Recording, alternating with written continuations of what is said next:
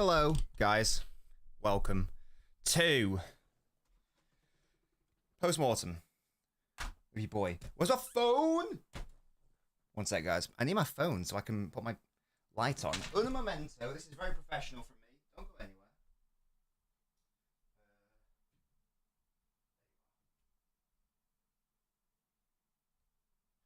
Right, lads. The phone has been sourced. Yeah? It's been sourced. I need this so I can do this.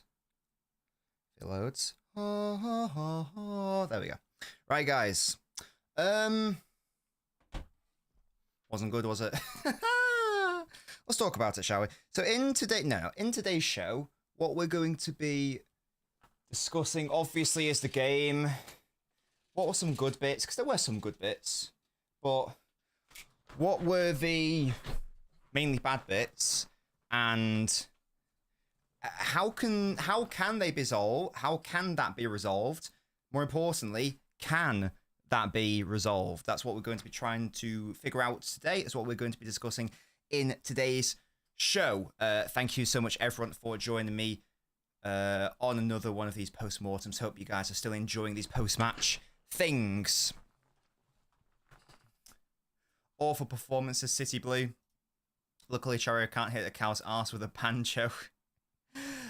Before we get started, I'd be very interested to know, who do you think had the best performance today? Because I genuinely don't know. I know that Kovacic scored 2 goals, but as we'll discuss, I wasn't particularly massively impressed with the overall performance. So just one name, guys. Who do you think had the best performance in that game? Let me know. Because I actually do not know. The obvious answer is Kovacic, and maybe that's the correct answer, because he did score 2 goals. But I'm not sure. Let me know, guys.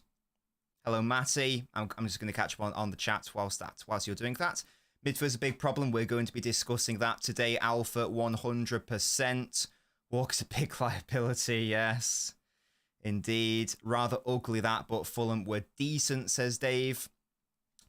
Yeah, on another day, you know, if Fulham had, you know, competent finishers, let's say, then on another day we lose that game quite comfortably. I don't know if that means that based on today's game, Fulham deserved to win, but certainly we were not good enough today, and maybe you can put that down to Fulham being good, but I do think that we were just very, very poor today, to be honest with you. Some good individual work, obviously, for their goals, but ultimately, I don't know. Big up to you, Herbal, of course, one of my beautiful members. Absolute scenes. Thank God for Adama Traore. He's one of those, isn't he? He's one of those where, he's always going to be dangerous, but thankfully for us, the end product hasn't been there against City in about 4 years. So the Mendy game still gives me nightmares. Gvardiol seems to be the main shout here. We've got Gvardiol and Ederson, Traore man of the match, and Ederson, Bernardo, Ederson, Kovalov 6 out of 7 duels. He got cooked. That's what I mean.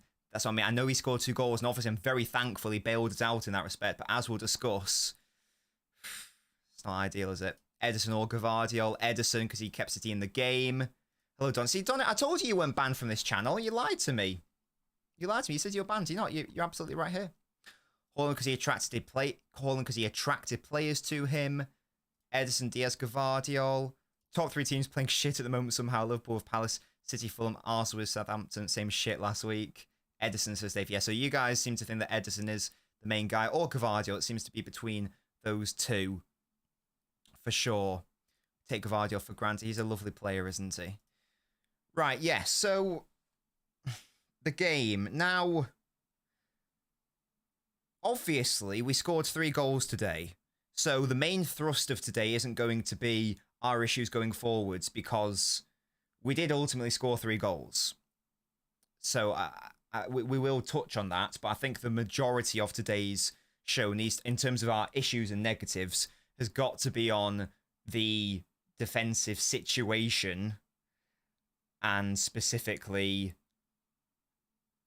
what is the problem? Can it be resolved? I think that's the main one for me. Can it be resolved? Because, as we'll get into, I'm getting a little bit concerned. I know it's still early days, whatever, but as we'll discuss, it is a thing. Good evening to you, Leon. How are you doing?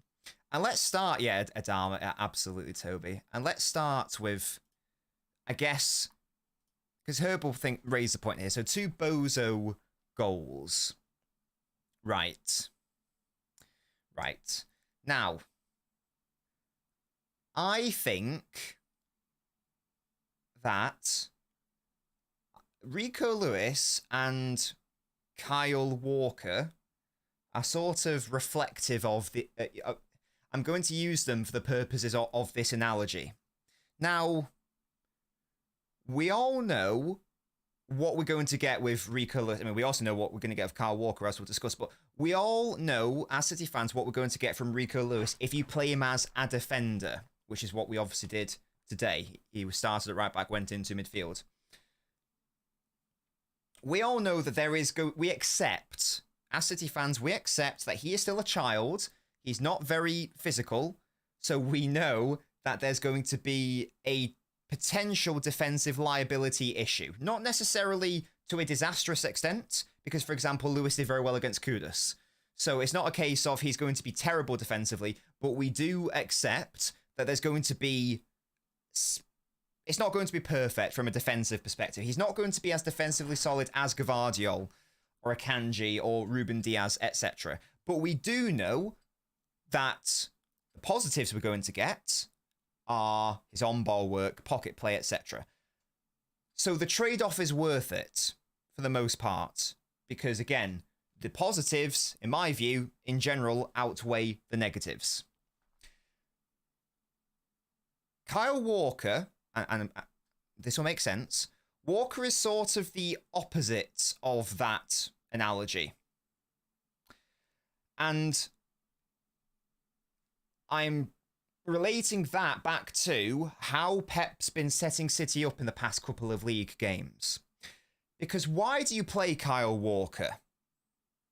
I mean, that's the question. Why play him now? But seriously, in theory, why do you play Kyle Walker? In theory, you play him because he's more defensively solid. You play him because you know he's going to be able to deal with counterattacks. You know that no one's going to outpace him. That is the theory behind Kyle Walker. And that's also the theory as to why Guardiola would set his team up in the way he did today in terms of the midfield selections and the winger pairing. I'm not just talking about today, I'm also talking about the Newcastle game. The theory is control, don't get caught out on the counterattack, be solid defensively. That's the theory.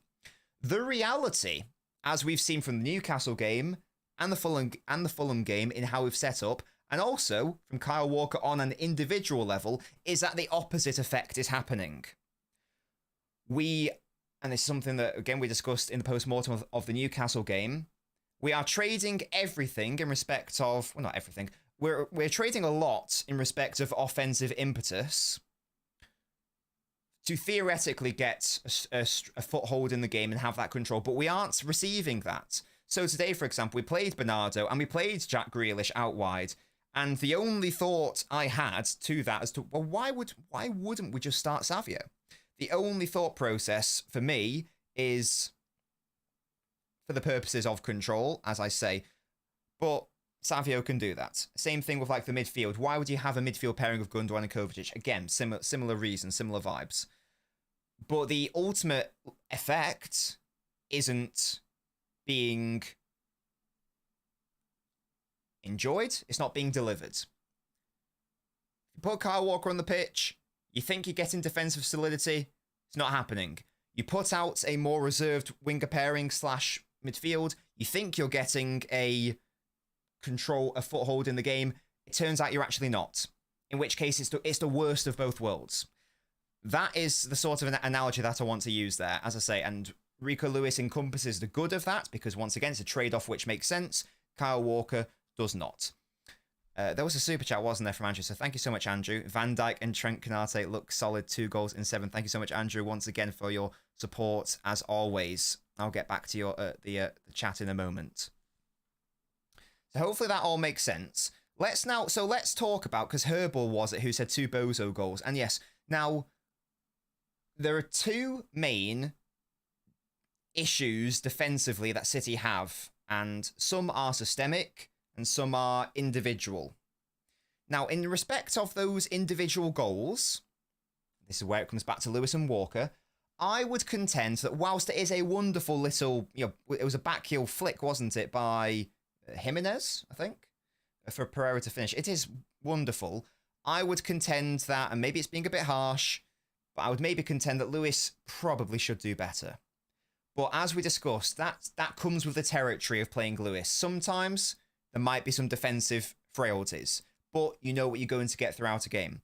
The second goal, however, is the exact opposite. I'll need to look back at it again, but massive question marks to you-know-who.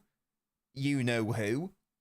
And the purpose of him being on the pitch at that point, because Pep brought him on, I assume the purpose was to shore up the game and lock it down. That would be my assumption as to why he brought him on. Now, if anyone can please let me know in the chat why Kyle Walker came on and Guardiola played him at centre-back. If anyone can let me know the reasoning behind that, I would be very, very interested. All I can really think of, because it's certainly not for defensive solidity, because many reasons, but in the first instance, you're playing a right-back, a centre-back. Weird. Secondly, if the reasoning is, well, to deal with Adama on the counter, yeah, well, that worked out well. That worked out well, didn't it? That clip that's going round of him getting burnt, it's like... It's sort of like that's what he has now, despite all my criticisms of him, he's always had the pace. He's always had that. It's like attackers don't beat him for pace, and yet here we are. And if Traore was a better player, then he scores a goal, obviously. Thankfully, Traore is Traore, and he's never developed that aspect to his game. But had he, then he would have had an absolute field day today. It was reminiscent of in the treble-winning year when we went to Newcastle and St. Maximin just had his way with Walker. It was a similar thing. And IT says here he's definitely lost a bit of pace, and so he's lost that. So he already wasn't particularly he wasn't particularly defensively solid because of the positioning issues and the concentration levels, whatever. And now he can't even have that to fall back on, because the thing with Walker was, well, maybe sometimes he's out of position, but the pace bails him out. And obviously it's Traore, so it's an extreme example, but that doesn't happen. That shouldn't happen. If it was like a case of acceleration, fine, but Walker's best attribute has always been like his top speeds. He had plenty of time to get up to speed, he just got done. Concerning. Very, very concerning, and I still can't quite figure out why would Guardiola bring him on to play at centre-back and take Akanji off. That was so weird, because I thought Akanji was doing really well with Traore for the majority of that. There was one moment where he just went through him, for example. Like, there was a dangerous moment. Traore tried to get around him. Akanji was like, nope, into him. And he won the ball cleanly and fairly.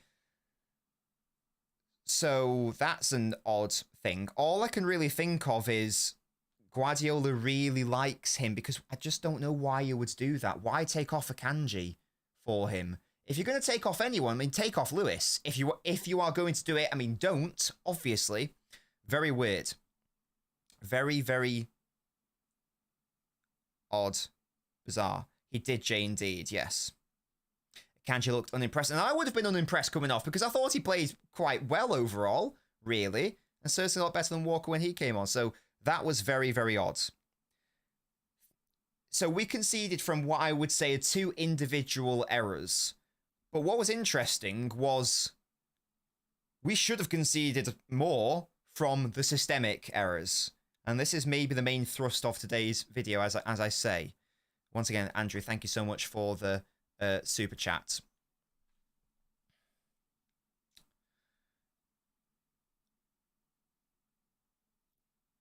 We started the season playing 3-1-6. And there's been a little bit of variation from that point, but for the most part, that has been the case. Now, since day one against Chelsea, you can go watch my video, I made it very clear that this is an interesting formation, and it definitely gets gets a lot out of De Bruyne and Haaland, etc. But what it does also do with Kovacic as that one, as the lone six, whatever you want to call it, is it leaves him on an island, and it means that there is so much work for that player to do in respect of covering distance and defensive work in general and duel winning in general. And Kovacic started the season very well in that respect. But that was always a big concern for me. I was like, right, even when Rodri comes in, that's going to be an issue. Because even Rodri can't lock down all that space all on his own. Like, the only players who can do that would be like a brilliant Fernandinho player. So this formation for me, I think we have to abandon. I'm going to say something now. I mean, I've been saying something for the past however many minutes, but I'm going to say something now. I think I severely overestimated City's ability to, certainly in the current setup, deal with this issue of Rodri's injury in-house. The amount of times where, I tell you what, the best example, it was in the first half. I think Jack Grealish gave the ball away, which is very unusual for him. He gave the ball away in a bad area, and it resulted in a situation where there was a 3-on-3. So there were 3 Fulham players and 3 City players. I think it was Kovacic, Diaz Akanji, I think, were the 3 City players. But that very, very quickly turned into a 3-on-2. Because Kovacic was left for dead in the dust. Because he is not, and will never be fast enough to, or able to cover that ground quickly. Because that's not what he is physically. He's not Nunes in that respect. Now, do you guys know the example I'm thinking of? It was just like mad, because like Kovacic had a head start on that third Fulham player, but he just went past him far too easily, and that made it a 3-on-2. Thankfully, Fulham weren't able to capitalise, but a better team does capitalise, and that was one example of it, and it happened throughout the game. So as I say, I've severely underestimated City's ability to deal with that. Of course, City are going to be frail on the counter-attack, no matter what we do, because that's just how we play. But I'm now very strongly of the opinion, I don't think this is a reactive thing to think. I think this is fair, because it's not just based on this game, it's based on my concerns at the start of the season as well. I'm now very strongly of the view that if we do not sign an appropriate player in January, I'm very convinced we do not win the league. I might even be saying we might even finish third. Because the issues that we are encountering are clearly not able to be addressed with the current personnel in-house. Let's specifically go into what I mean by that. I think there is a world where a Rodri-less City can work very well. And the midfield specifically can work. Because specifically we're talking about the midfield. Aren't we here? Of course, the defence could do better. Whatever. But in general, I think that for most of this season, the individual defenders have been good. The main issue has been not enough support from the midfield. Now, I think that in theory, the best, because especially if we're talking about off-ball, let's say, Nunes must be in the team. Purely, if we're talking about it purely off-ball and purely physically, Nunes has to be in the team. Because otherwise, there is simply no one able to deal with those transitions. No one else able to support the midfield quickly enough, on the counter especially. The issue with that is we all know that that will never happen. Because Nunes is probably not good enough. on the ball for that to be the case. So whilst that's probably the in theory the best solution, we've got to be realistic. Pep clearly doesn't think that is an acceptable remedy, because otherwise Nunes may have started today, or Nunes may have started against Newcastle.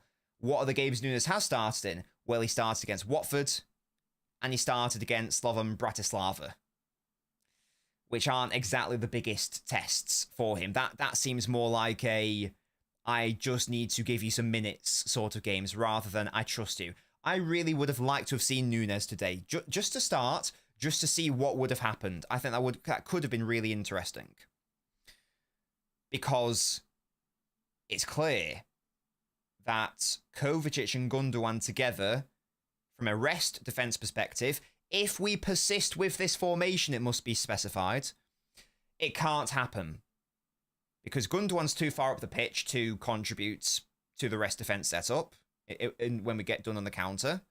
And as we discussed, Kovacic cannot cover all. And it's not fair, and this isn't a dig at Kovacic, by the way, it's not fair to ask Kovacic to do this task.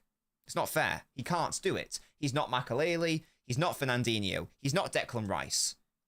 Even all of those players would struggle to do what we're asking of our midfielders, by the way. But you see what I mean. At least they'd have a more of a fighting chance. So something needs to be done. And again, the only in-house remedy I can think of is having Gundogan and Nunes. So that's obviously the off-ball one. Let's talk about the on-ball one now. Now, once again, I know that Kovacic scored 2 goals today, and I'm very thankful for that. And we need our deeper midfielders to be doing that, because that was a massive, that was a trait that Rodri had. Let's catch up. I think there was a super chat, wasn't there? Thank you, Matt. I will just get to the chat in a moment. What's the point of Gundogan? Sod sold for again. Thank you so much, Amar, for your super chat. But in terms of Gundogan, once again, I still think there is absolutely a place for Gundogan in the starting 11, but it has to be in a deeper position, because Kovacic, again, I need to reiterate, I'm not having a go at him here. He saved us today. But this is just about long-termism and profiling. On the ball, he hasn't quite got it as that lone 6 player. You see what I mean? He hasn't quite got it. The amount of times where I felt he could have and should have popped it into a Gundogan, a wide player, or Foden quicker, and it either didn't come, or it did come, and then he, for no real reason, he overhit the pass to the point where it meant that whoever was receiving the ball, Lewis, Gundogan, Foden, they struggled to control it. Now, for the most part, they did control it, because they're obviously very good players, but it's almost like you want your teammates to be working with you rather than against you, and it doesn't help when the passes are too aggressive or overly aggressive.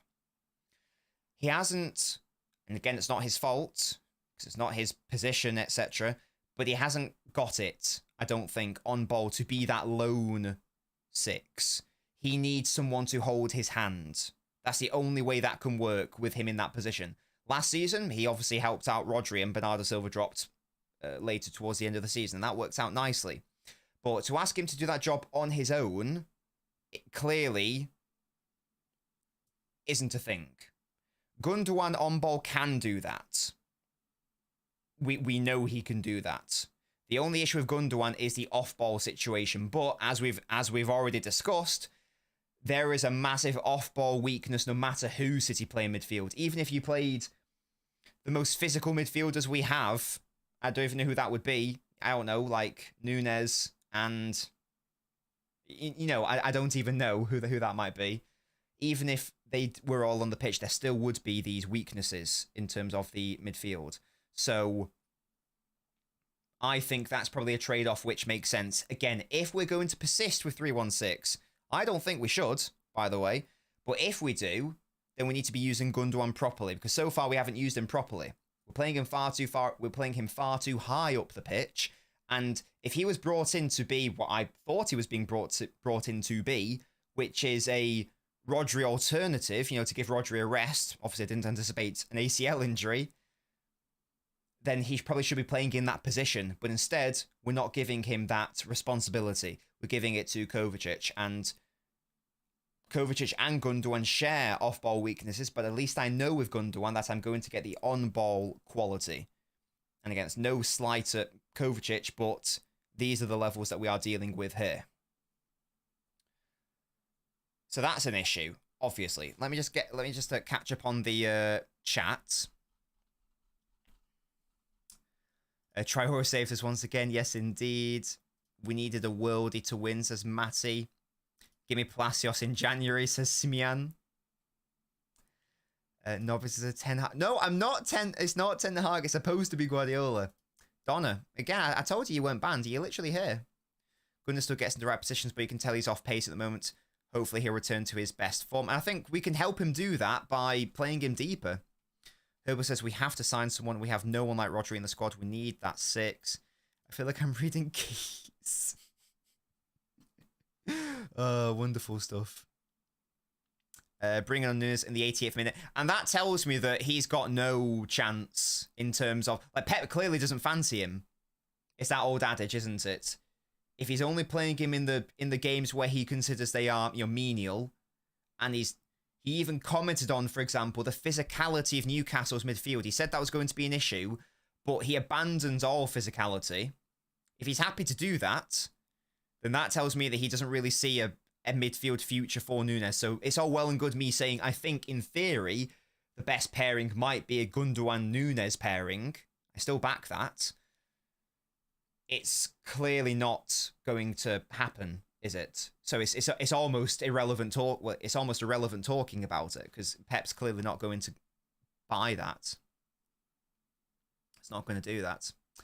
City continued last year's form. They were saved by Foden's goals. Overall, City have rarely clicked when faced against decent opponents. Steve says yes. There's definitely still squad imbalances, and obviously Rodri being out injured hasn't helped. I do think we started the season well. I was happy with our start to the season.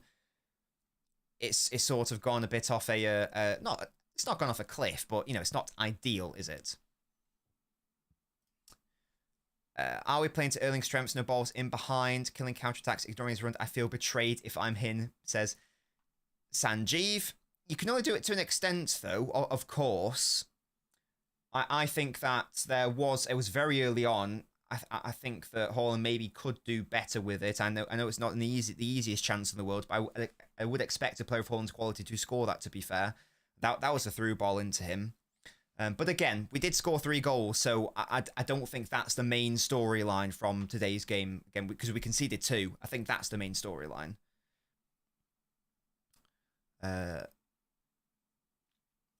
We said we wouldn't win the league before the season started, before Roger got injured. I ain't giving up on my team. I'm not giving up on the team either, Dwight, but I'm being very reasonable and realistic, I think, and I'll repeat. I don't think we will win the league unless there's a system change, which I can't even fathom, which is perfectly reasonable to happen because it's Guardiola, or we bring in someone in Jan. I just can't see it right now. Based on what we've seen so far, it's very hard to see that. It's very hard to see that. Broccoli says Gundo has the same weaknesses as Kove when deep. Not on ball. Not on ball. That's the difference for me. That is the difference. That's the difference. Yoshko in the 6. No, calm down, calm down. I think Nunes will be good if he starts against Wolves, says Jerome. And I'd like to see that. I'd like to see that. Something clearly needs to change. Because as we've discussed, we just get bullied far too easily in the midfield, or we get counted on far too easily in the midfield. Again, I know it was only Slovan Bratislava, but that time where I think it was like the one instance in the second half where they actually were counter-attacking. Did you see how quickly Nunes got back and helped out and basically stopped that counter-attack on his own because he physically got there? That is what is absent in the team right now. That's what's absent. And we sort of need that. Again, I don't buy this, Adrian. I don't think he is washed at all. I think he should have scored today, of course. He should have scored today, fine. But I don't think he's washed. That's crazy. Because do you not agree that that first chance, he scored harder chances than that? And also, we know that Haaland's better than XG. So we need to sort of think about it differently, clearly. I was surprised he didn't score. There was a header in that second half as well where I was like, should have done better there, I think, as well. Or at least challenge the keeper. At least try to challenge the keeper. That would have been ideal. I'm concerned about how open we are on transitions. And yeah, and as I say, that's the main thrust of today's show, the defensive issues which stem from the midfield. Again, we scored 3 goals, but we conceded, and that's lovely, we conceded 2 at home. That's not against Fulham. No disrespect to Fulham, but it's Fulham. That's not really good enough, is it? I think this is the short-term solution. And this is something I've discussed with on LNobbins. And it's still something that I agree with. Yes. I think that we've got to sacrifice Rico Lewis, and that's not fair. That is not fair, because he's been... I don't think he was, you know, necessarily great today, but he's been very good across the majority of the season, or even all of it. I think that we've just got to sort of have like a period where we almost remember, what is it like to get a clean sheet in the Premier League? Do you see what I mean? When was the last time we got a clean sheet in the Premier League? Wasn't against Fulham, obviously. Wasn't against Newcastle. It wasn't against Arsenal. Wasn't against West Ham. Was there one outside of the Chelsea game? I don't know. If there was, let me know. But either way, it feels like we just need to get into a situation where we remember what it's like to keep clean sheets and be defensively resolute. And I think that the starting point for that is Gvardiol, Diaz, Stones, Akanji. And have Akanji out at right back. It is Chelsea, thank you guys. And have Akanji out at right back. We're not, obviously, we want to be defensively solid. We're not contemplating Kyle Walker, obviously. And again, that's not fair to Rico Lewis, who has been very good this season, but it might just have to be something that we accept.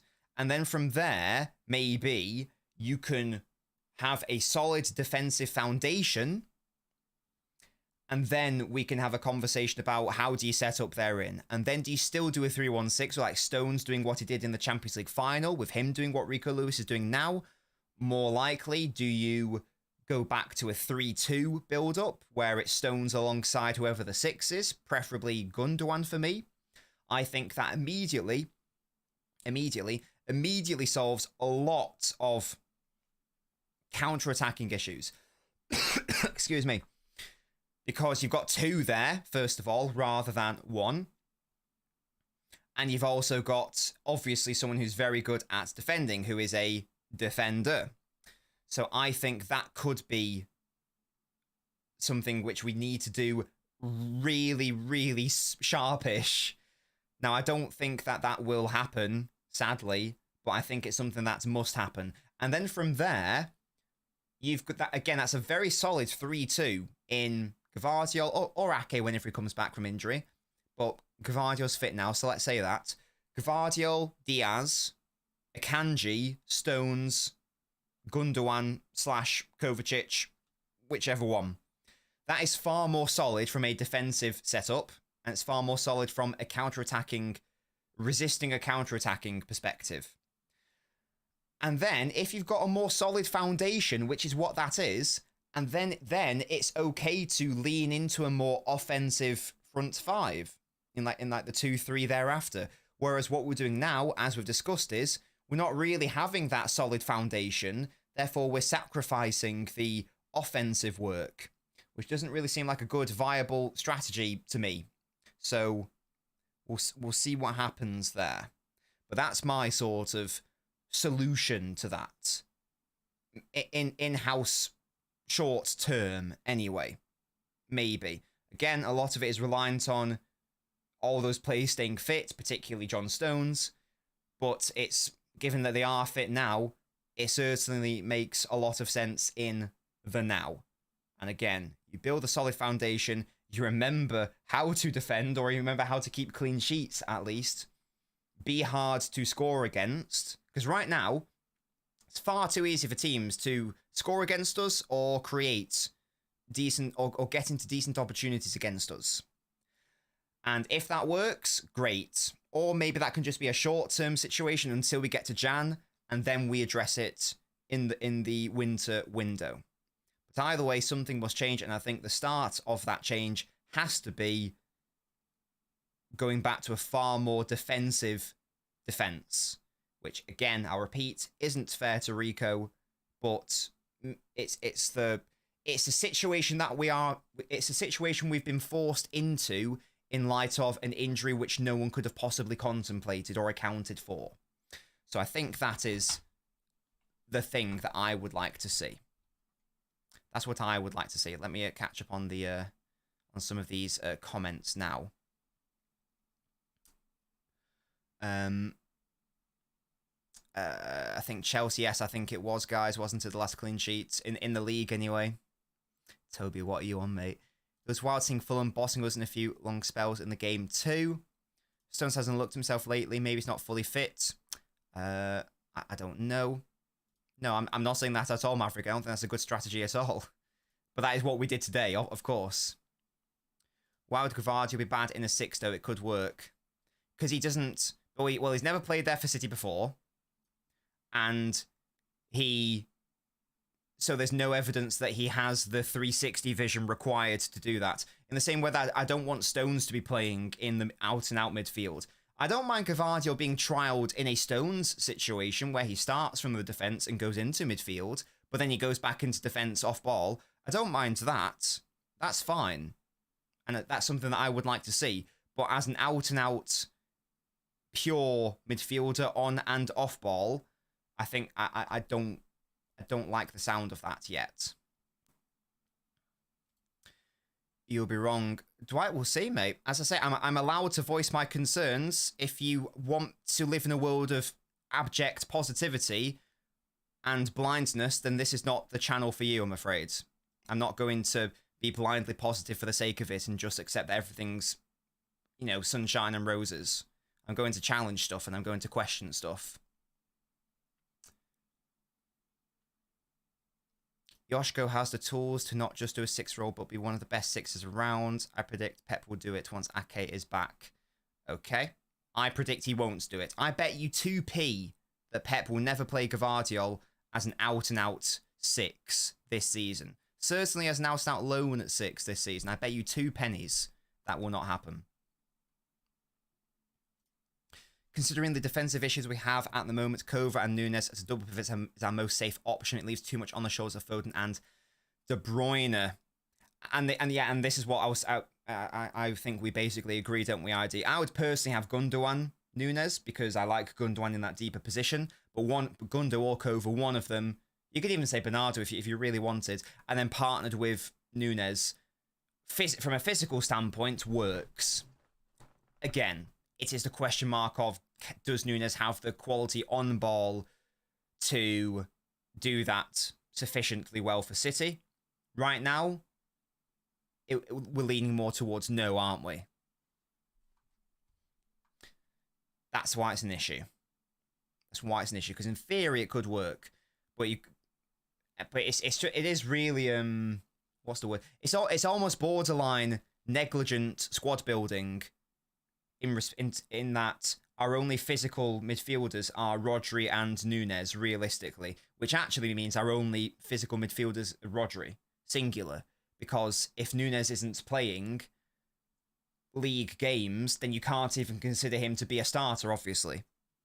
So really, it's one player. Really, it's one. Survive till Jan, says Yaya. I feel like the press we're trying to do isn't working. It's just making our players tired, says Bro. All peaches and cream. I don't know what that's in reference to.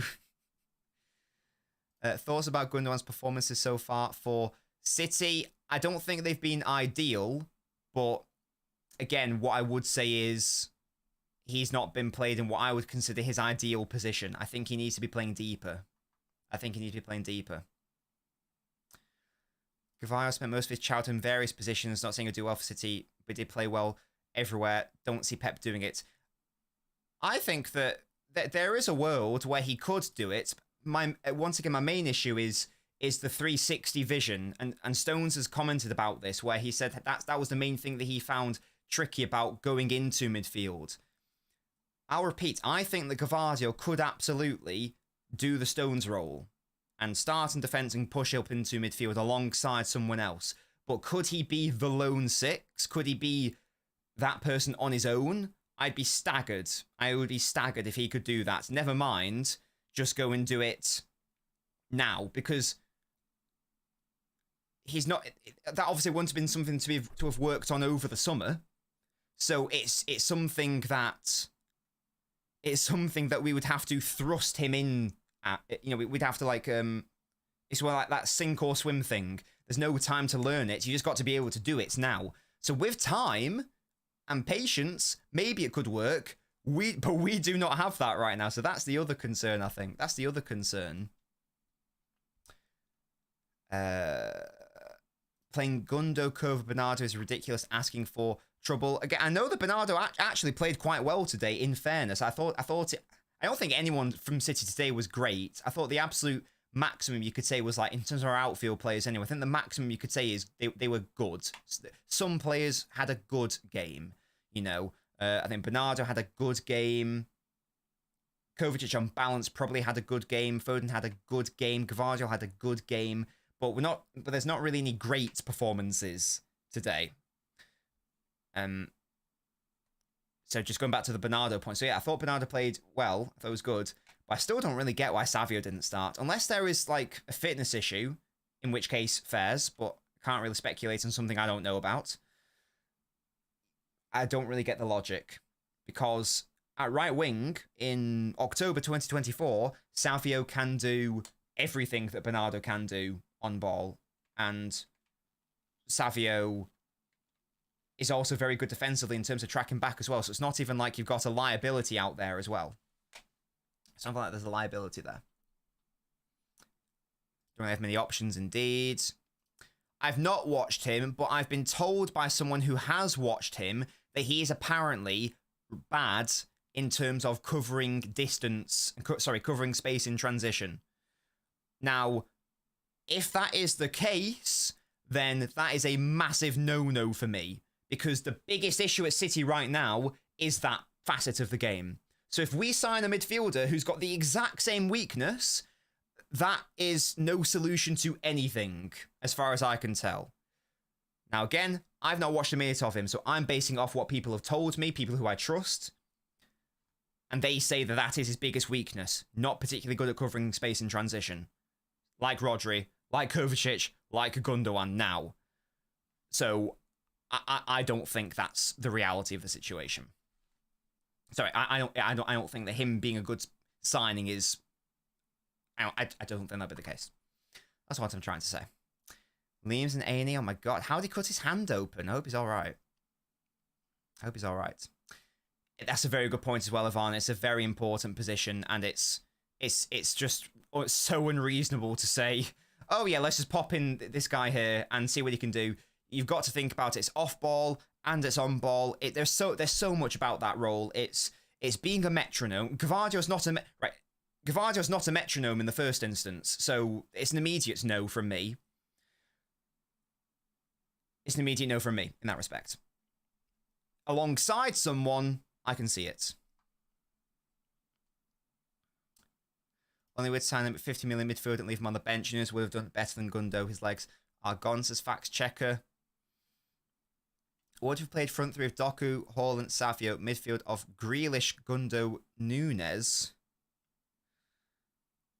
Okay, interesting. And the back four of Gvardio, Diaz, Stones, Akanji.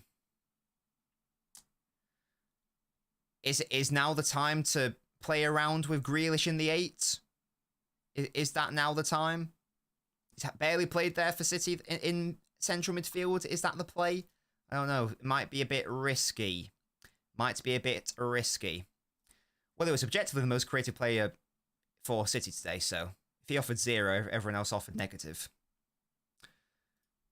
Yeah, probably right. I'd get Edison. I don't know enough about him. We actually have 2 positions that need fresh legs, a 6 and an 8. We must get DM Amberella, says the Citizen. Yeah, Doku was a great goal, obviously. Great goal, 100%. How confident am I of January business? I don't think we'll sign anyone. That's my prediction is we won't sign anyone. I do think a lot of it will be dependent on...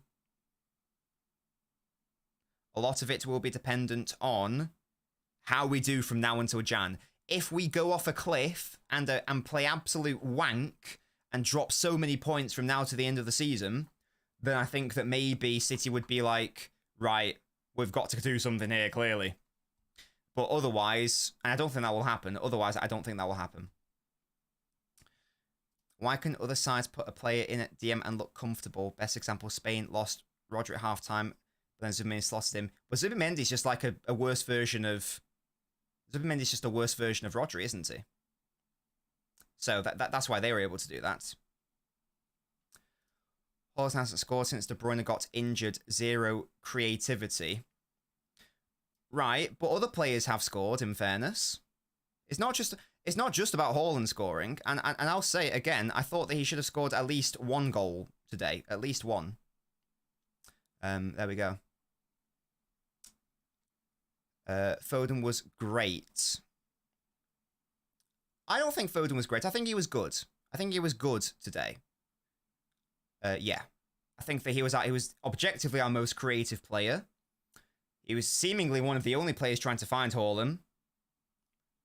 Probably should have got an assist. And it was a very good cross which led to the goal which ultimately got City into the lead. So I don't think it was great, but I think it was good, yeah. I think that's fine. And again, objectively, he was the most creative player. So if we're saying that Foden wasn't good creatively today, then that means that we are saying everyone else was anti-creativity. Because objectively, Foden was creating the best chances today. That's not something you can argue against either, by the way. So don't try it. I agree, fact checker. I agree. Do you think KDB Foden can play together in midfield without Rodri? They definitely can, 100% Kishan. It would be risky, but it definitely can happen, 100%. Definitely can happen. Who can buy to help short our backline? Well, as we discussed, Joseph, we shouldn't really be after a defender. We should be after that midfielder to shore up the back line. That's what we need, rather than an actual defender. I don't know who that person is. No, I do know who that person is. I'm not going to get him. Oh, Bruno Guimaraes. Literally solves all of City's problems. I'm still flabbergasted we didn't sign him. Amazed, stunned, staggered, surprised. It's mental. It is just so wrong that we didn't try to sign him. We didn't even try to sign him. If he didn't want to come to a City, yeah, fairs.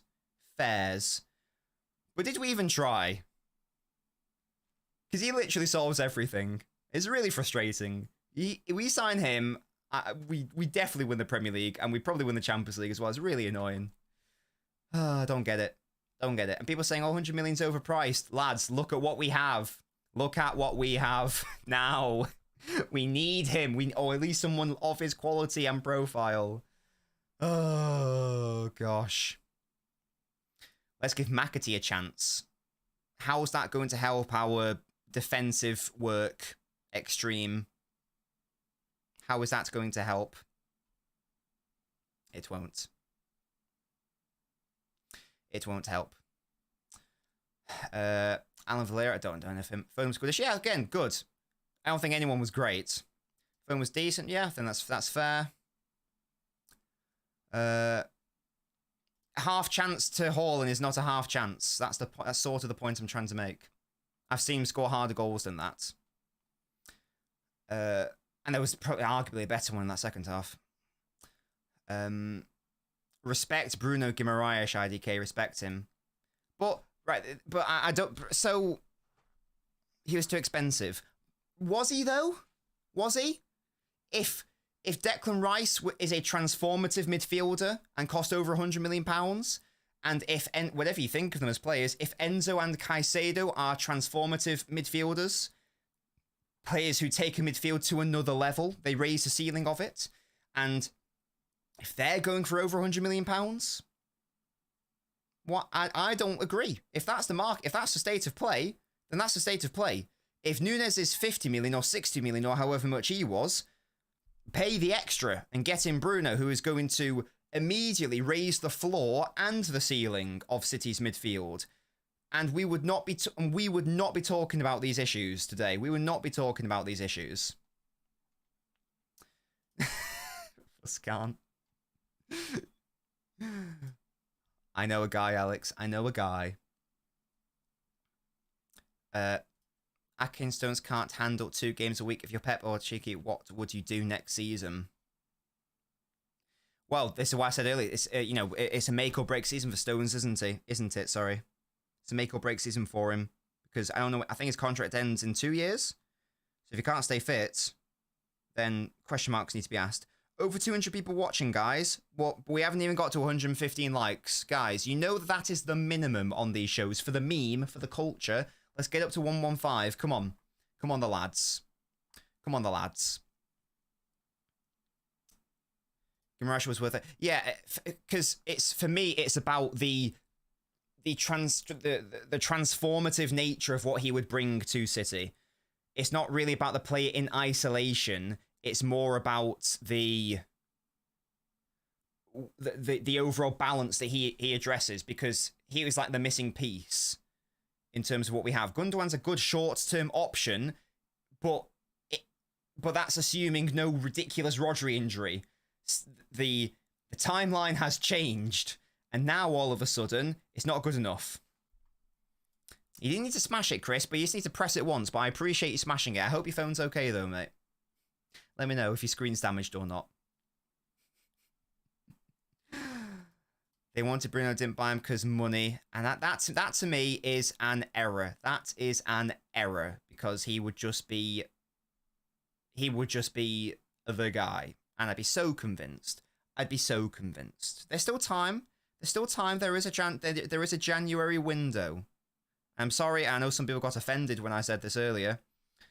But if we don't make the most of that, then it's looking along. Bar a big fall off from Liverpool or Arsenal, which doesn't seem likely, because even when like Liverpool maybe not particularly good today, but they got the win, probably look better than us. Same with Arsenal. They went to go down, but then they absolutely smashed them in the end. So you get me. Indeed, Nitin, that's what we were talking about earlier.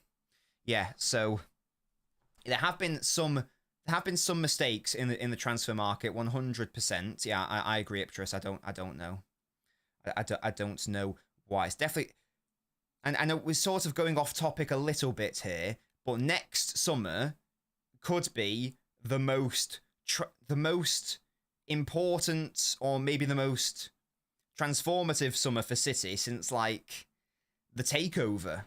I was going to say 17-18, but it might be even more so than that, because if Guardiola leaves, then it's all of our worlds go upside down in the first instance. But even if we just look at the players, De Bruyne might go. Walker might go. Bernardo might go. There's a world where Grealish might go. Stones might go. Kovacic might go. Nunes might go. It might be a totally different... There's a world where it's just a totally different team. We don't even recognize it, maybe. There is a world where that happens. Now, I just went off on a tangent there, but you see what I mean.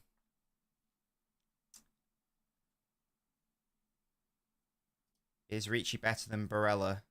Well, as I understand it, Barella's not even a 6, so I don't really know why we're being linked with him. Because that's not what he is, as I understand it. And in terms of Ricci, however I say his name,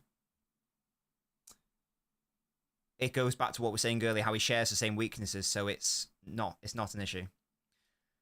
Yes, I still think Gundo will be good in the 6, but we need to see him in the 6. That's the thing. I thought that's why he was brought in, to be like a Rodri alternative, but so far it hasn't really happened. So far it's been only Kova, and that's been confusing. Actually, no, that's a lie. The time it happened, again, I know it's Bratislava, but Gundogan played 6 against them. He played deeper, and he was quite good. He was quite good. So I'd like to see that. Just having a look at the players just to see if there's anything else that I want to specifically touch on today. We've touched on the fact that we need to go back to a more resolute defensive setup, because of course there were individual errors here, and you can only eliminate those so much. A lot of individual errors stem from systemic ones. So if we can sort out those systemic errors, then the individual errors will over time hopefully regress. So that is something that we need to do, and I think the starting point for that is to, as I say, maybe... Well, there's two ways of looking at it, isn't it? We can either abandon the 3-1-6 and do what, which is probably what I want to do, and go to more of like a 3-2 build.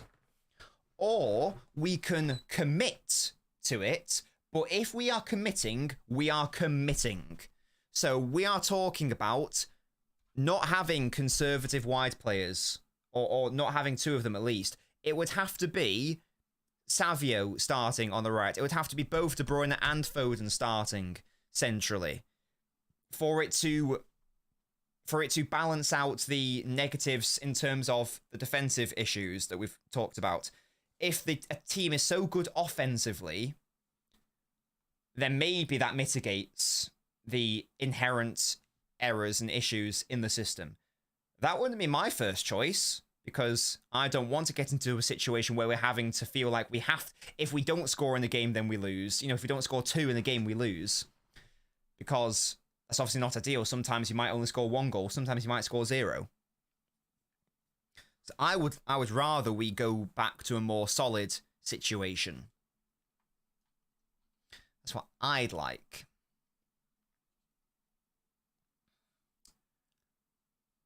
A big player will come in, especially if De Bruyne is out. You would think that would be the case. The DM solution's already at the club. Who's that beyond belief? Who is that? It does if we were going to try to get the player in the summer anyway. Then it does. Got to start this one. I agree. I'm with you, Iptris. I agree. You need to start at least one of Foden and De Bruyne. Otherwise, there's no creativity in the team, as we saw against Newcastle. And you need to sign one of... Sorry, I need to play one of Doku or Savio.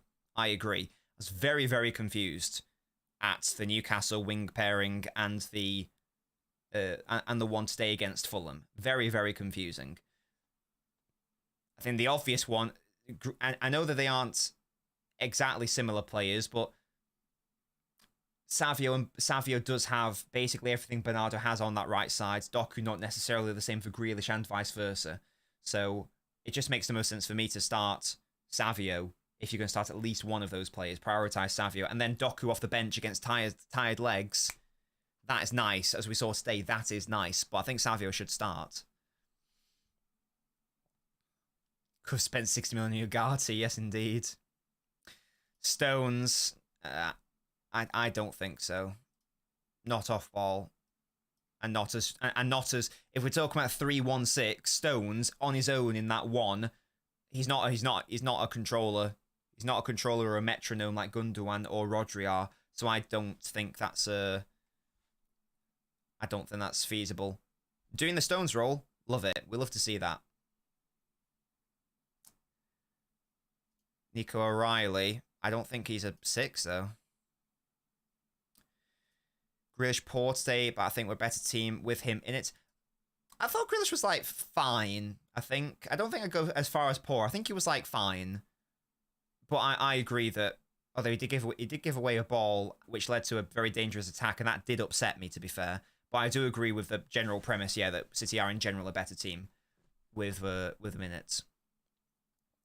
This season going to be a hard slog based on this game, says MIB. Well, there's now an international break, isn't there? There's now an international break. So there is time for Pep to basically... Because he's now got a sample size. Because he's only had Rodri for 60 minutes this season in the league. So he's had large enough sample size to try to figure out, right, what works, what doesn't work in terms of the midfield. What doesn't work is not having Foden or De Bruyne in the midfield. Clearly, one of them has to play, preferably both, of course. We know that based off last season. We know that, or he's concluded that Nunes isn't that guy. We know that Kovacic can't do it on his own. We know that Gundogan should be being played deeper. So hopefully there's enough there's enough there for Pep to do, words. You guys try to figure out what I'm trying to say there. I agree, Iptris. I agree. Doku, I don't mind Doku coming on as a sub. It's working very well. It's working very, very, very, very, very well. No Coves and Metro, and this is why I don't like him as a 6, the Citizen. Luckily, it was Traore. Yeah, but on another day, it might be Palmer. It might be Saka. It might be Salah. It might be, I don't know, someone. Someone competent.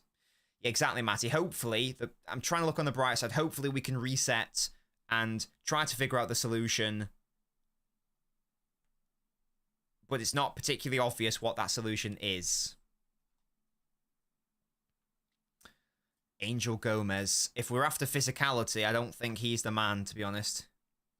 Musty says, I swear if I see anyone who doesn't want Edison here, I'm banning them. I was more frustrated by Bernardo than Grealish, says Sebastian. And to be fair, that's probably because, Grealish didn't really try much today. I feel like he was quite conservative in how he played. Whereas Bernardo, again, in fairness to him, he was trying stuff. I can see that. And he technically got the assist. Technically. I'd actually argue that Foden's ball is a bit more important than that, and probably Kovacic's touch is a bit more important than that, but he technically got the assist, so you get me, you get me. I feel bad because it is Pep's fault for playing Bernardo at right wing. It's exactly, it's not, Bernardo's, I doubt Bernardo's being asked to play there.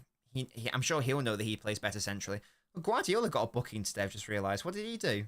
Naughty boy. Hello, Eden.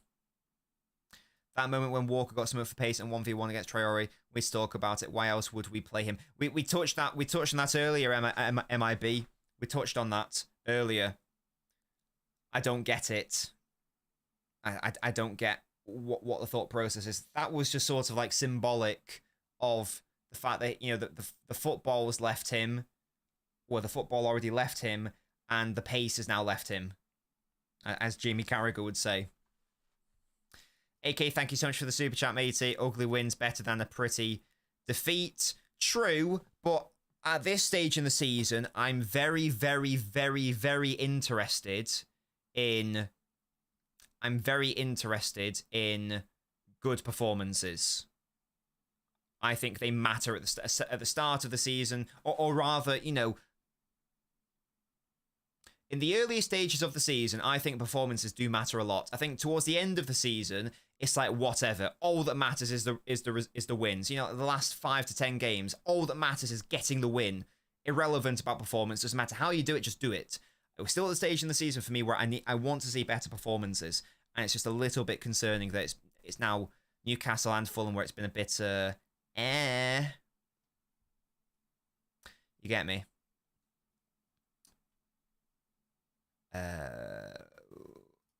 Edison into the 6 or take her into goal. Yeah. Absolutely. Vinny versus Walker, yeah, can you imagine? Oh, you can play about the booking half airs. Walker's brought on to keep with the pace as strikers. Yeah, it just didn't work. This is what we're talking about at the top of the show. That's what I mean, Iptris. It's about sustainability. When it's towards the end of the season, it is irrelevant if it's sustainable. It's just get over the line, get over the line. Now, we've got to try to be sustainable. And maybe after we come back from the international break, of course, we're missing our best player and most important player in De Bruyne and Rodri. So, of course, the levels are going to go down. But I'm still disappointed in terms of why are we conceding 2 goals today. It's not good enough. It's not really good enough. Yeah, of course it'll get better when Kevin comes back into the side. That'll be fine. He's obviously our best creator. He's the best creator in the world. But yeah, it is a thing. I'm just thinking, what would be my preferred team right now? What would I do in terms of the offense? I think that I would basically just like not concede that you're going to be poor defensively, but I'm erring more on the side of leaning into going for it in a way. So my 3-2 would be Gvardiol, Diaz, Akanji, and then ahead of them Stones, Gundo, or Kova if you prefer. But that would be my back five, my defensive five, and then my offensive five. I think we've got to go for it. To be honest, we can't rely on Pep. Keeps trying to fall back on control, and that's fine. But we actually saw last season that what won us the title was leaning into the chaos. So I think that I would have Foden, Kevin as the midfielders, and then my favourite front three from the season, Savio, Haaland, Grealish. That's personally what I would do. I think that would work. I think that would be very, very nice. Solid defensively, really good back five. On ball, you got Stones covering that rest defence issue.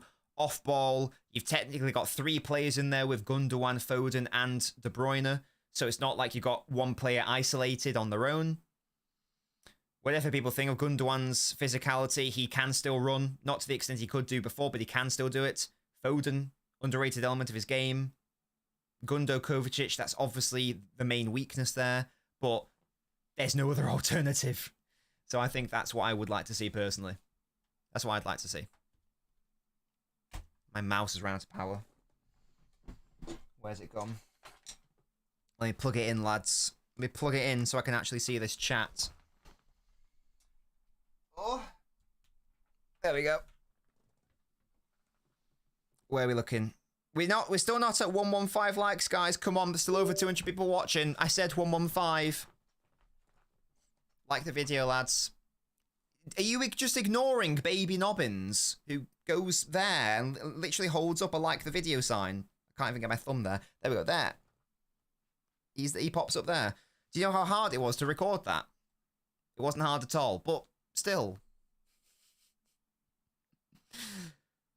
You could actually perform well and people would still call you ugly, but this time we really are ugly. Yes, indeed, the Citizen. Thing is, I feel this isn't quite similar to last, but even worse, because Rodri's out for the whole season. Yeah, if he was only out for like a few months, it's a different conversation, because you know all you've got to do is survive. But we know that that is, we know that's not a thing. Kev loses his leg against Inter. What am I missing, says Musty. Wait, what? What?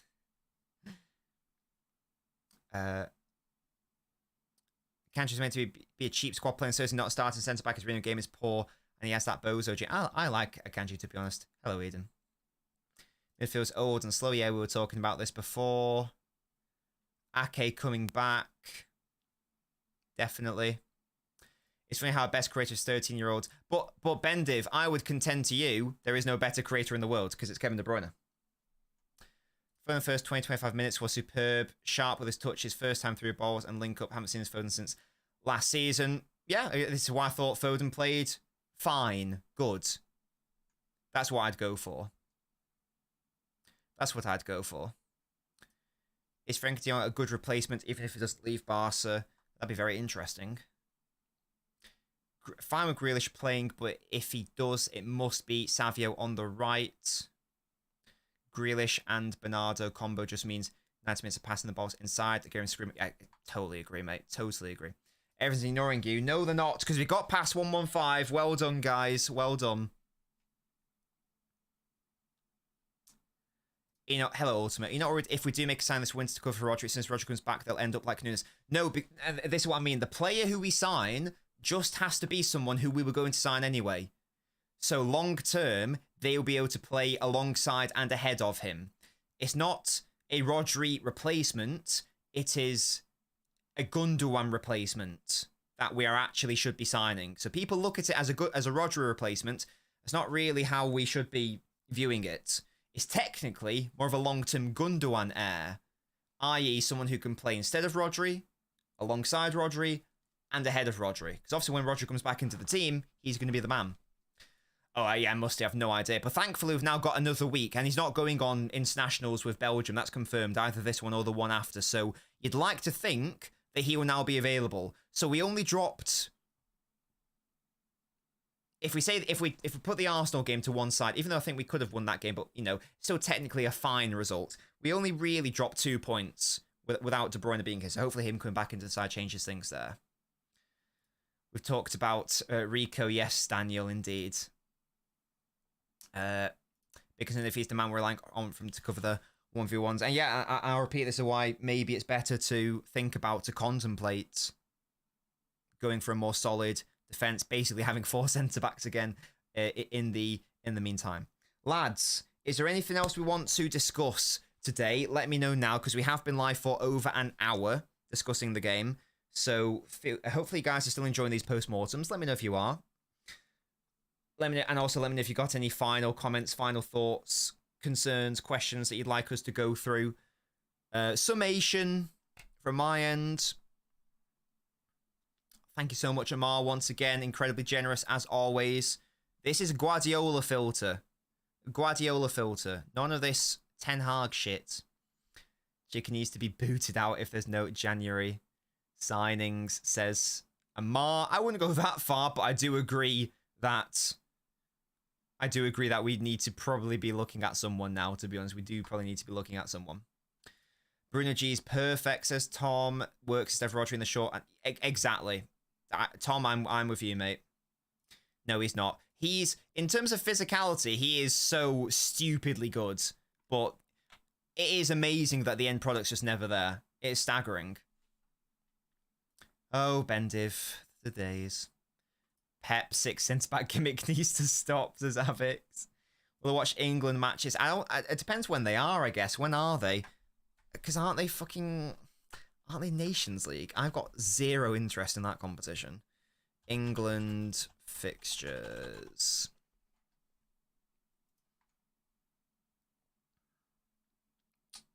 We play the mighty Greece, Euro 2004 champions, and the mighty Finland. I will almost definitely not be watching those games. Definitely not the Thursday one. I might stream the Sunday one, maybe, because it might be interesting. It might not be, though. I'll think about it. Depending on how if England do well against Greece and I'm in a good mood, we might do the Finland one. But I'm definitely not watching the Greece game. If I do, it'll be on catch-up. Newcastle kind of a score against Everton. What's the score there? I think Everton are staying up, by the way, lads. Everton are staying up. Sean Dyche is the one. 0-0. Mad.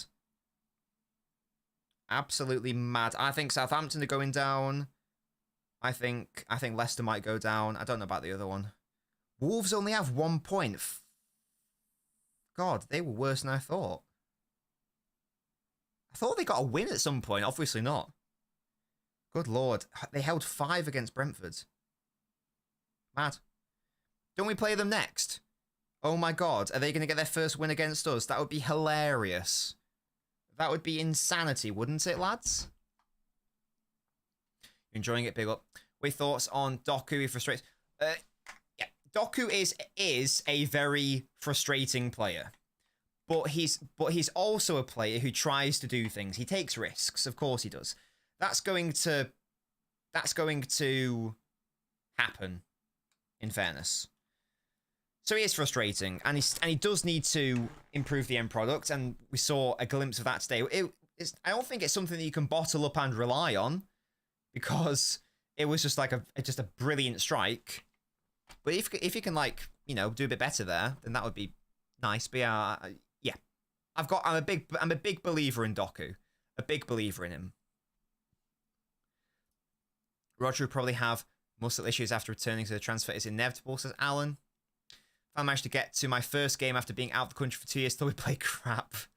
Had to ground the result. Jono, I'm so sorry that was the first game you had to watch after 2 years. It wasn't good, was it? Let me know where you were. Let me know where you stood. Maybe we were near each other. It was a beautiful goal. Excuse me. And I watched the match sets with Bellingham, Palmer, and Foden.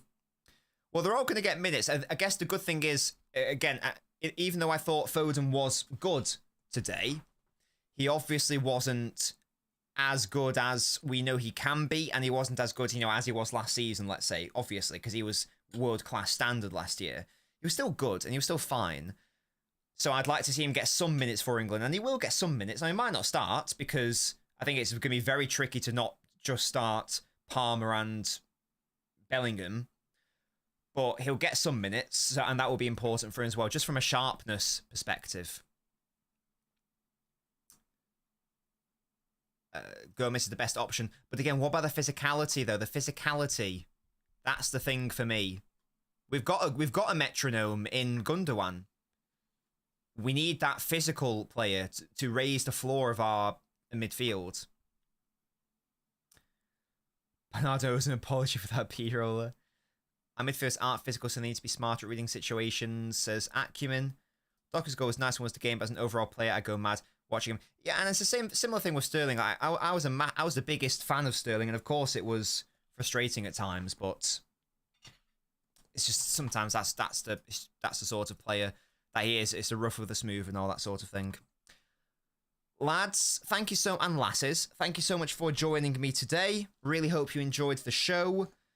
I will be doing an analysis video on the game, I think, and the second goal, Bendiv, yes, absolutely. He did help create that second goal, 100%. I'll be doing an analysis video, and I think basically the question will be, can Kovacic be the Rodri replacement? What? Because he did do a lot of stuff well today, but what did he do less well? And we'll be touching on some interesting data as well, hopefully. So make sure to stay tuned for that. Yeah, Fulham are a good side, of course. Yeah, of course, Bruce. Yeah, they were definitely... They're not bad at all. They're not bad at all. But I'm still very upset with how we played, to be honest. Still very upset. Also, guys, before you go, actually, don't go anywhere, because on Sunday, on the Twitch, we're going live. What time, you may ask? Good question. I don't know. Let's find out. 5 o'clock. 5 o'clock on Twitch. I want more people to come over to the Twitch and watch the stupid gaming videos. There's exclusive content over there, and it's fun, in my opinion. So if you like me, and you like my content, and you like talking to me, then head on over to the Twitch. It's free and very, very fun. And as I say, we're going to play Fall Guys tomorrow, which is a free game. So if you own Fall Guys, or if you want to download it, you can play with me. That'd be fun. And it'll be a good time. It'll be a good time had by all. So make sure to join me tomorrow for that at 5 p.m. on Twitch. The Twitch is LNobbins. It's the exact same username, and there is the link. So there's no excuse to not go and follow, if you like me anyway. If you don't like my content, then obviously don't do it. Thank you guys so much for joining me. I'll see you all tomorrow on Twitch at 5 o'clock.